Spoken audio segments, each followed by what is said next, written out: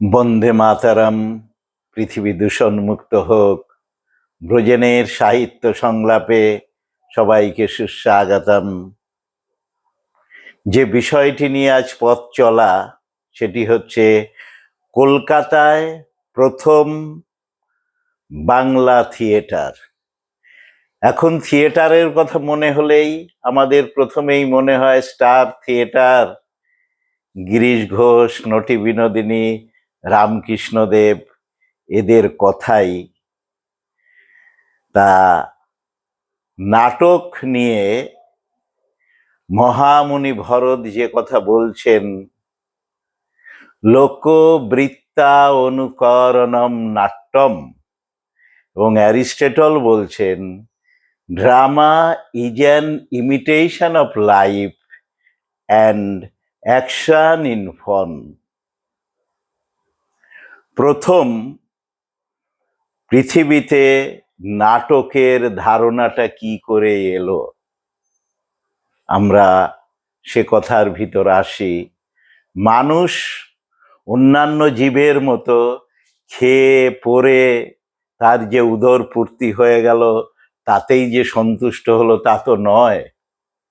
মানুষ অন্যান্য প্রাণীর থেকে, অন্যান্য জীব যারা আছে তাদের থেকে সম্পূর্ণ আলাদা। সে ঘুমোয়, খায় দায় ঠিকই, কিন্তু তার বাইরে তার যে চৈতন্যময় একটা জগৎ রয়েছে, তার যে চিন্তা চেতনার জগৎ রয়েছে, সে যে স্বপ্ন দেখে, সেই যে জগৎ রয়েছে, এবং সে বিশ্ব জগতের দিকে চেয়ে যে বিস্ময়াভূত হয় এবং বিশ্ব জগতের যে রহস্য উন্মোচনের জন্য প্রতিদিন প্রতি মুহূর্ত তার চিন্তা চেতনা মননে যে কাজ করে, সাধারণ মানুষের চেয়ে কিন্তু এই চিন্তনশীল যে মানুষ, অর্থাৎ অন্যান্য প্রাণীর চেয়ে মানুষের কিন্তু এটাই পার্থক্য। এই জন্যেই আমরা প্রথমে দেখি যে গুহা লিপি, গুহা চিত্র, অর্থাৎ গুহার ভিতর গিয়ে মানুষ কি করছে, ছবি আঁকছে, সেখানে নানান কিছু আঁকিবুকি করছে, অর্থাৎ তার মনের যে কথা, মনের যে ধারণা, সেইগুলো সে তুলে ধরছে। তা প্রথমে মানুষের যে জীবন, যাযাবর জীবন, তারপর মানুষ, গরু, এই যে পশু, এগুলোকে সে চড়ায়। তা এই পশু চড়াতে চড়াতে দেখা গেল যে মানুষ বা সেই রাখাল ছেলে তারা গিয়ে কি দেখলে একটি পাহাড়ের সম্মুখীন হলো। সে পাহাড়ের যে খাজ, সেই খাজে সে বসলো, পাশ দিয়ে হয়তো ঝর্ণা বয়ে যাচ্ছে, তার হাতে হয়তো গাছের পাশেই রয়েছে, যে তার পাশেই একটি গাছ রয়েছে, সেই গাছের পাতা দিয়ে সে একটি বাঁশি তৈরি করলো, অর্থাৎ ঘুরিয়ে ঘুরিয়ে পেঁচিয়ে পেঁচিয়ে মুখে দিয়ে সে বাজালো অদ্ভুত যে সুরমূর্ছনা।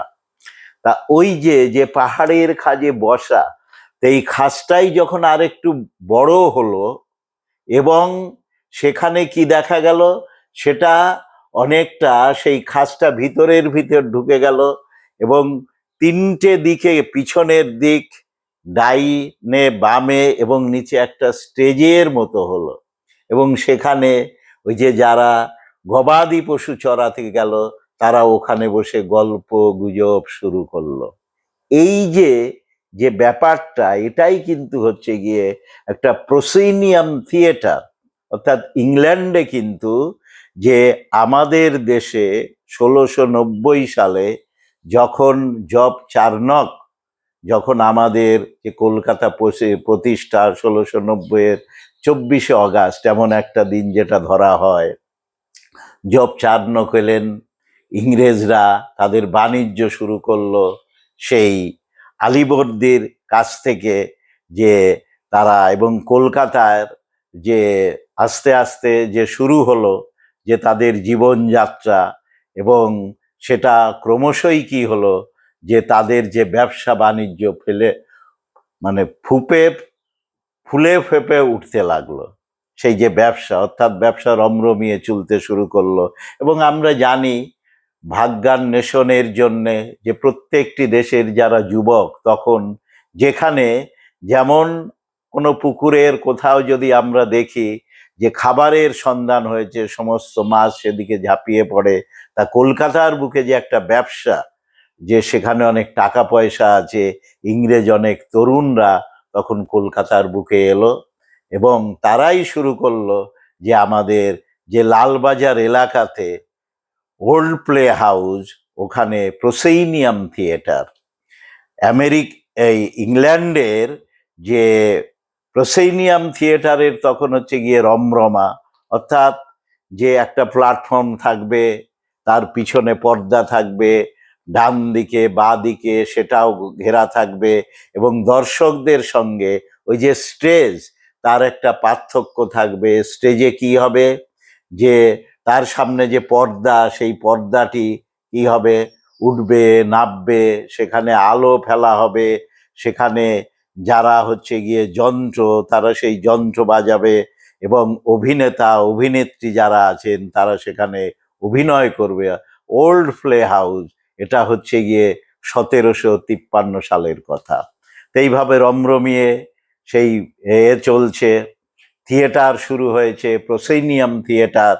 এবং সেখানে কি করছে, যে অনেকেই, যে ইংরেজ যুবকরা, যে সারা দিনের শেষে তারা কি হচ্ছে, যে ওরকম নাটক তারা দেখছে এবং প্রভূত পয়সা উৎপন্ন হচ্ছে। এদিকে কি হলো, আলীবর্দী মারা গেলেন, তখন নবাব সিরাজদৌলা, তখন তিনি সিংহাসনে বসেছেন, উচ্ছৃঙ্খল যুবক, এবং তিনি তখন যে তার যে মাসির ছেলে, তাকে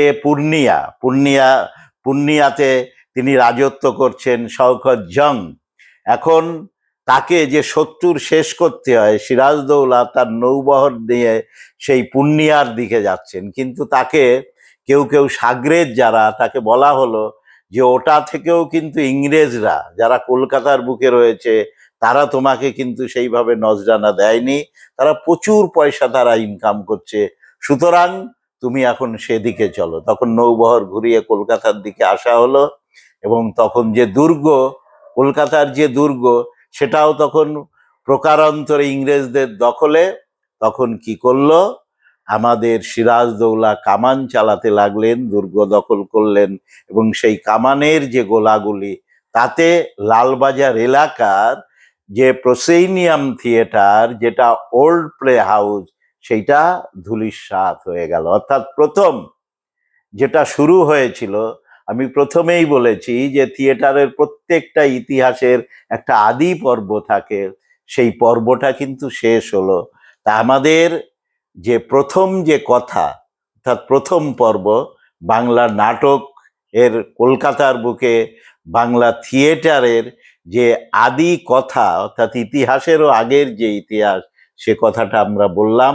পরবর্তীতে আমরা দ্বিতীয় পর্বে আমরা যে আসল, যে কিভাবে এই কলকাতার বুকে বাংলা থিয়েটার চলতে শুরু করলো, সেটা আমরা বলবো। এবং এখানে 4টি সেই চরণ দিয়ে আমরা, কবিতার 4টি লাইন দিয়ে আমরা শেষ করছি। তুমি আমি সবময় এ ধরা প্রপঞ্চ, তারে নিয়ে আবর্তিত এ বিশ্ব রঙ্গমঞ্চ, মঞ্চে মঞ্চে আবির্ভূত জীব ও জীবন, মুগ্ধতায় ভরে যায় নাট্য দর্শন। তা জীবনের যে জয় গান, বা জীবনের যে আমরা নাট্য মঞ্চে আমরা কি করি, যে একটা টোটালিটি, একটা জীবন, একটা কাহিনী আমরা সেখানে ওই কয়েক ঘন্টার ভিতর আমরা সেটাই যেন আমরা দেখতে পাই। সেই জন্য বলছে, মঞ্চে মঞ্চে আবর্তিত জীব ও জীবন, মুগ্ধতায় ভরে যায় নাট্য দর্শন। আমাদের আলোচনার প্রথম পর্ব এখানেই ইতি টানছি।